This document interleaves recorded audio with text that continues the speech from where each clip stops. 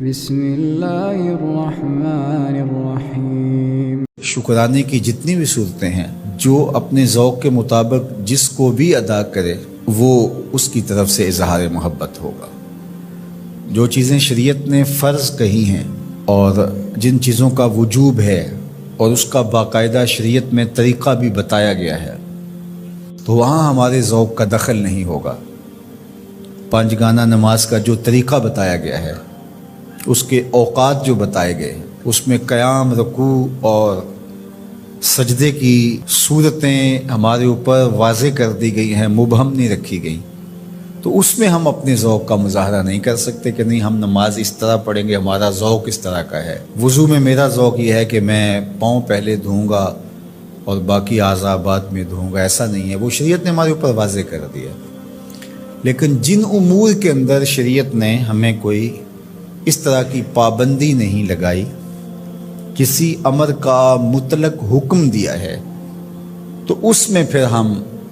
اختیار رکھتے ہیں۔ جس طرح حضور علیہ السلام پر درود پڑھنے کا حکم دیا گیا ہے،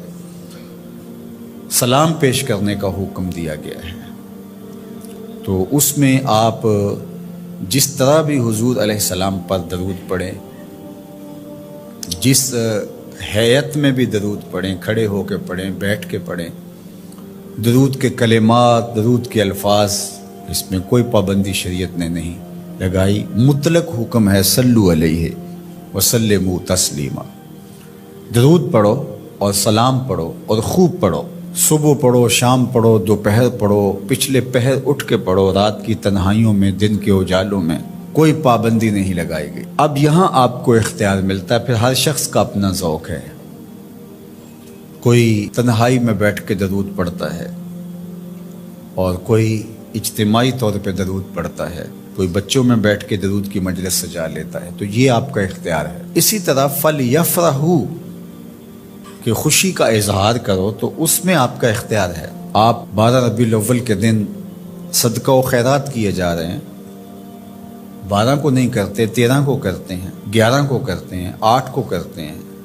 کسی اور مہینے میں کرتے ہیں، حضور کے آنے پر آپ کو خوشی ہے، اس کا شکرانہ ادا کرتے ہیں، اللہ کا شکر بجا لاتے ہیں، قولاً، عملاً، رویتاً، نوافل ادا کیے جا رہے ہیں، روزہ رکھتے ہیں۔ حضور علیہ السلام نے خود روزہ رکھا پیر کے دن، تو اگر کوئی شخص سارے طریق مسرت کے اختیار کر لے، خوشیوں کے سارے رنگ اختیار کر لے، تو اس میں کیا حرج ہے کہ وہ روزہ بھی رکھے، وہ نوافل بھی پڑھے، وہ صدقہ و خیرات بھی کرے، وہ مٹھائیاں بھی بانٹے، چہرے پر بشاشت کا، فرحت کا، انبساط و کیف و سرور کا اظہار بھی ہو، لبوں پر اللہ کی تقدیس کے ترانے بھی ہوں، محبوب کی نعتیں بھی ہوں، اور ذکر مصطفیٰ کا نور ماحول میں پھیل جائے، اور وہ اللہ کا شکر بجا لا رہا ہو اور اس کا رواں رواں بول رہا ہو کہ مجھے حضور کے آنے پہ مسرت ہے، خوشی ہے، تو یہ سارے طریق بھی اختیار کیے جا سکتے۔ ہر شخص کی اپنی کیفیت ہے۔ میں نے کہا اس پہ خام خواہ اتنی ضد بھی نہیں کرنی چاہیے کہ جو میرا ذوق ہے ہر شخص کو ذوق کے مطابق ہی آنا پڑے گا، یہ نہیں ہے۔ جس کا جو ذوق ہے اس ذوق میں وہ اپنی محبت کا اظہار کر سکتا ہے، چونکہ اس میں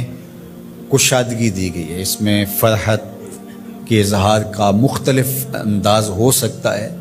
اور ماضی کے اندر بھی ایسا ہوتا رہا ہے، مختلف بزرگوں نے مختلف طریقے اختیار کیے۔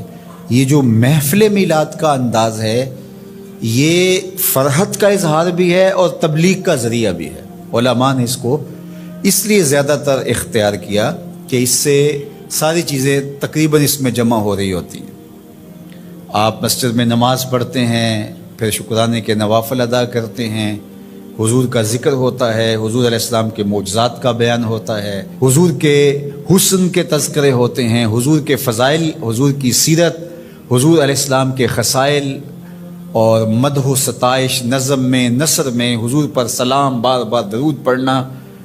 اور حضور کے لائے ہوئے دین کی اہمیت لوگوں کے سامنے رکھنا اور دین کو اختیار کرنے کی تلقین کرنا، یہ سب کچھ محفل میلاد میں ہوتا ہے۔ بعد میں پھر مٹھائیاں، تبرک، یا شروع میں کھانا یا بعد میں کھانا، وہ بھی شامل ہو جاتا ہے۔ تو یہ ساری خوشیوں کا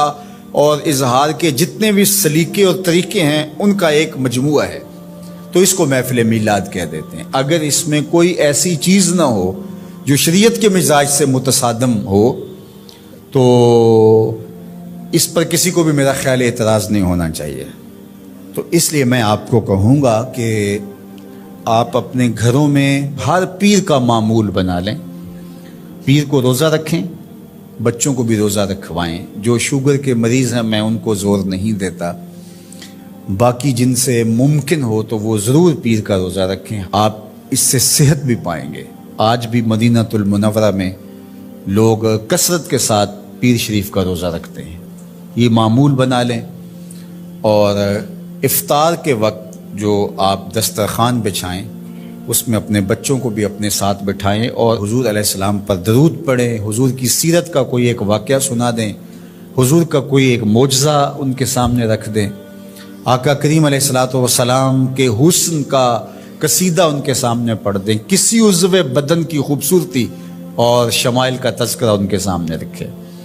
اور پھر نتیجہ آپ دیکھنا۔ اس کے بعد دعا کر کے افطار کر لیں، کھانا کھا لیں، اور یہ صرف 8 دن کے بعد آپ کریں۔ 8 دن میں 2 مرتبہ کر سکیں، جمعے اور پیر 2 دن کر سکے تو اور اچھا، نہیں تو 1 دن کم از کم یہ مقرر کر دیں۔ اگر کسی وجہ سے آپ پیر کے دن نہیں کر سکتے، کوئی اور دن مقرر کر دیں، یہ سارے اللہ کے دن ہیں، تو آپ دیکھیں گے کہ اس کے اثرات آپ کی نسل کے اندر منتقل ہوں گے۔